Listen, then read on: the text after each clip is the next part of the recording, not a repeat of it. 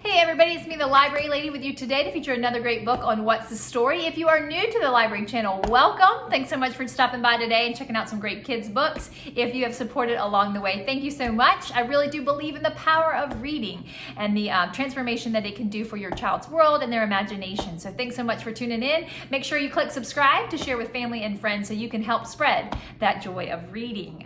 Today's book is actually a two-part little share, so make sure you stay tuned for both of them and for the activities. I always love to include activities that can correlate with the book and help engage your reader or learner. So with no further ado, we have the what was and the where is. These are part of a series, the what was, what is, or where is, what is, nonfiction books that are great. There is the who is or who was, so make sure you check that out. I have a video on those.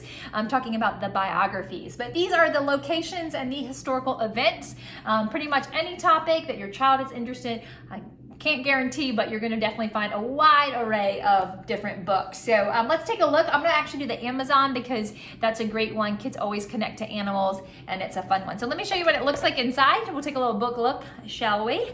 And we'll see what the text looks like so you can get an idea. Lots of topics here about where the river is, the layers of the rainforest, incredible creatures, protecting the rainforest. It was put out in 2016 by Grossup and Dunlap. So here we are, the first chapter, Where is the Amazon? On August 26, 1542, Francisco de Orellana, a Spanish explorer, and his crew finally arrived at the Atlantic Ocean. They had been sailing down a mighty river in South America. The journey had lasted more than 200 days. The river and the surrounding landscape were like nothing they had ever come across. The river was so wide that they could not see it in places, and the creatures swinging in the trees, splashing in the water, and flying through the sky were not like any creatures in Spain. When Orellano and his men arrived back in Spain, he told stories about their incredible journey to anyone who would listen. And it was no wonder why. That river that Orellano and his men had traveled down was the Amazon, and the surrounding landscape was the Amazon forest. The Amazon is truly one of the natural wonders of the planet, Although not the longest river in the world, it carries more water than the Nile, the Mississippi, and the Yangtze combined. The river has about 15,000 tributaries, rivers and streams that flow into it. 4 of them are each more than 1,000 miles long. And you can kind of see what the text looks like. I'm always hesitant as a teacher, as a librarian, as a parent even, to assign an age for the book or a grade level even. I know there are leveling systems, which we do rely on to help find books, but it again depends on the individual ability of your child and then the content as well. So I'm kind of looking at the words. If it's too hard, you can always read it with them. If it's too easy, you can also supplement it with another book about the Amazon.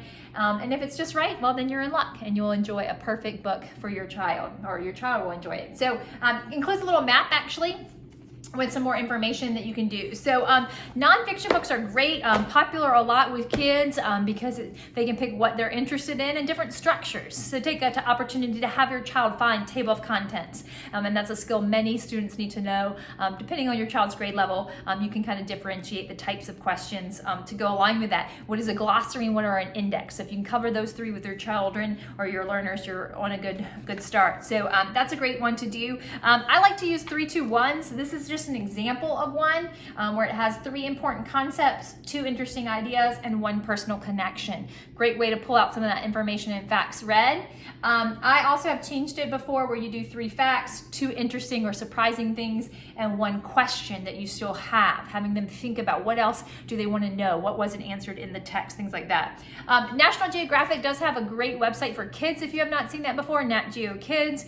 You can have your child research and investigate some of the animals found in the Amazon, see what kind of pictures and facts they can find, and do a little write-up about it. They could even make some animals out of Play-Doh, Legos, whatever materials you have, or even build a rainforest habitat using things that you can find around your house. So great series of Where Is, lots of locations. You can use Google Earth even to show where your location is and where's the Amazon, get into some math, how far away it is, things like that, depending on the age of your reader.